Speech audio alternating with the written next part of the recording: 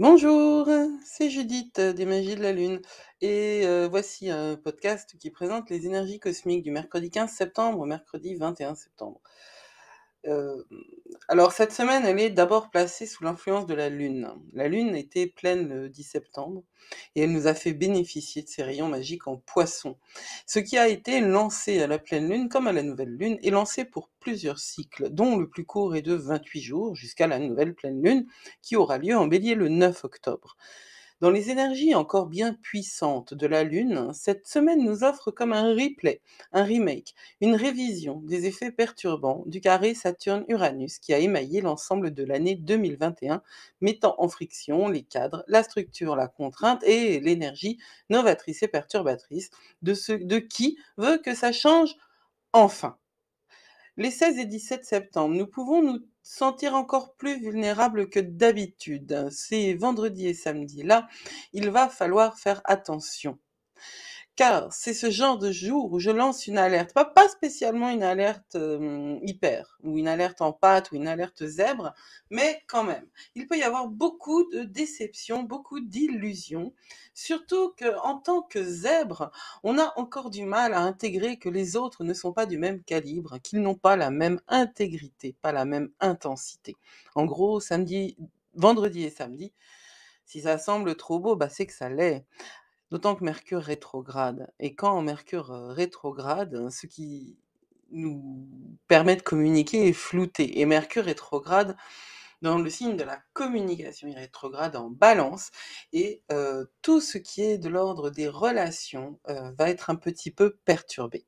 Ces 2 mêmes jours, donc des tensions dans les relations, des tests concernant les finances, les blocages, le sentiment d'être coincé dans une relation dont rien de bon ne peut sortir. Ce transit peut apporter de grands bouleversements dans la manière dont vous percevez, dont vous concevez l'argent, parce que c'est Vénus qui est en jeu.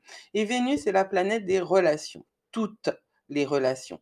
Pas uniquement les relations amoureuses, mais également les relations à l'argent. Et Vénus est en mode combat avec Mars. Et Mars, par exemple, le vendredi 16 septembre, Mars est en conjonction avec la Lune. Vénus et Mars, ce sont des amoureux cosmiques. Et en l'occurrence, Mars est plus qu'un amoureux, c'est son antagoniste. Et il est mal embouché, Mars. Alors il faut éviter l'imprudence avec nos finances. Et aussi, et c'est moins facile, vérifier que nous n'agissons pas motivés par la peur, mais bien par une énergie positive.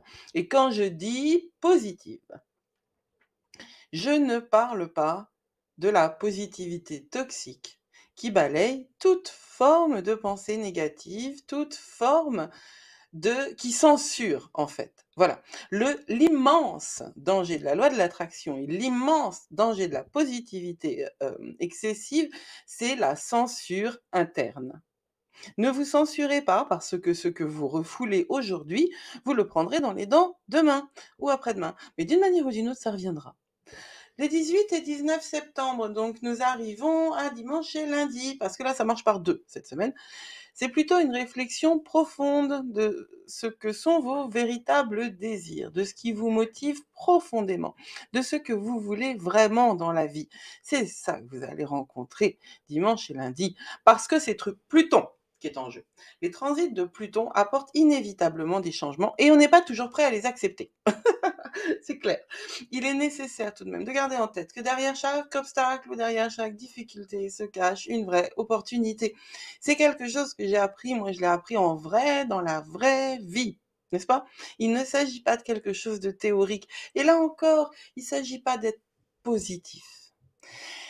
Il s'agit de trouver en soi la force et la résilience pour trouver le message derrière la difficulté. Et pour trouver le message derrière la difficulté, eh ben d'abord, il faut se le prendre dans la tête et puis dire qu'on a mal. Et on n'est pas obligé de le dire aux autres, on peut se le dire à soi, mais à partir du moment où on ne se ment pas à soi, n'est-ce pas?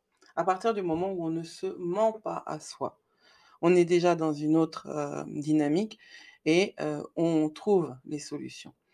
Donc, ce dimanche et ce lundi, il va être peut-être plus facile de concevoir ça, que derrière chaque difficulté se cache une opportunité.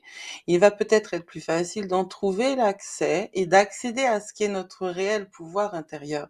Et notre réel pouvoir intérieur, c'est quoi? Eh ben, c'est justement ce que je viens de dire. C'est cette capacité de voir que tout ce qu'on vit est là pour nous apporter quelque chose. Et qu'on a le droit de pleurer et qu'on a le droit d'avoir mal et qu'on a le droit d'être à genoux, parce qu'on n'a pas le choix par moment, mais demain existe, parce que demain existe toujours. C'est ça, votre réel pouvoir intérieur. Et puis c'est pas que ça aussi, hein, il y a autre chose. Il y a autre chose, un peu plus occulte, un peu beaucoup plus occulte, mais c'est pas de ça dont je parle aujourd'hui. Si vous souhaitez d'ailleurs savoir de quoi je parle quand je parle d'un pouvoir intérieur un peu plus occulte, continuez à me suivre parce que ça viendra assez rapidement.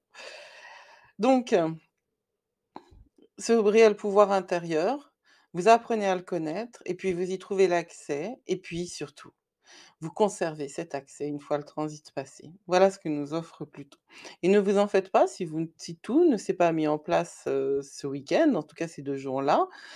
Ce sont à chaque fois que ça passe et que vous prenez ce transit en conscience, parce que vous m'avez écouté moi ou qui que ce soit d'autre qui vous alerte sur ce qui se passe autour, sur ces énergies subtiles qui vous entourent. À chaque fois que vous passez, par cette, phase-là, soyez sûr que quelque chose en vous capte l'information et ça viendra se mettre en place au moment voulu, au moment juste, n'est-ce pas? Nous n'avons pas d'obligation à être dans la réussite et dans la positivité tout le temps. Ça, c'est un leurre, c'est une erreur qui est généralement associée à la vente de quelque chose. Et quand je dis la vente de quelque chose, je parle pas uniquement de marketing commercial, hein. Vendre une idée, hein, vendre une position dans une société, vendre une attitude, hein. Voilà ce que la société, de consommation nous propose. Mais si vous êtes intéressé par les énergies subtiles, si vous êtes intéressé par l'astrologie, eh ben, c'est justement que vous n'avez peut-être pas de place, réelle, en tout cas pas de place suffisamment, hem, épanouissante dans ce monde-là et que vous savez, vous sentez, vous subodorez que quelque chose d'autre se profile et que vous avez envie d'en faire partie. Alors là, en ce moment, c'est pas confortable, hein, mais c'est formidable.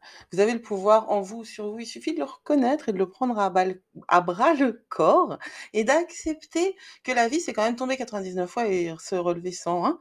Quand j'ai dit ça à ma fille la première fois, elle m'a dit: «Ah bon? Et puis alors, au bout de 100, c'est bon, c'est fini?» Ah bah non. Non, en fait, c'est tomber N fois et se relever N+1. Voilà. Donc ce pouvoir, on l'a et ces dimanches et lundis, enfin ce début de semaine, ce début de semaine, du 20, évidemment j'étais bien jusque-là, hein, du 19, la semaine qui commence le 19 septembre, il y a une opposition entre Jupiter et Mercure. Alors Jupiter, c'est la planète qui grossit tout et Mercure, c'est la planète des communications. Jupiter, c'est Zeus, Mercure, c'est Hermès, c'est le messager qui est rétrograde, donc vous avez des problèmes techniques en ce moment, très certainement. Cette opposition-là va nous obliger à être hyper précautionneux dans tout ce qui concerne la signature de contrats et d'engagements qui mettent en cause d'autres personnes. Alors évitez ce début de semaine-là, évitez l'écueil de dire que ce que vous pensez qu'on attend de vous. Il va s'agir de placer ses limites de manière convaincante. Et lundi et mardi aussi, vous pourrez ressentir une forme de désir très actif et très enthousiaste de changer les choses, le désir de prendre des risques pour tenter de nouvelles activités ou tout simplement apporter un peu de fantaisie dans tout ça. Et franchement, qui s'en plaindrait? C'était Judith des Magies de la Lune. Voici donc la météo hebdo, la météo cosmique hebdomadaire et je pense que je la ferai du mercredi au mercredi parce que je pense que c'est plus facile pour moi. Alors évidemment, la première semaine du mercredi au mercredi est postée un vendredi, mais que voulez-vous? Mercure rétrograde pour tout le monde. N'oubliez pas de vous abonner, de liker, et de commenter si vous le souhaitez. Vous pouvez partager aussi, parce que plus on est de fous, plus on rit, et puis plus on est de zèbres perchés, et meilleur le monde est. Tiens, voilà un slogan. À bientôt, c'était Judith pour les Magies de la Lune.